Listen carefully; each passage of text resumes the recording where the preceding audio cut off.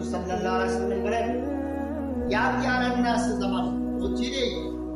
মানুষের সামনে এমন একটা সময় আসবে, লা ইউবালিল মারউ, কোন মানুষ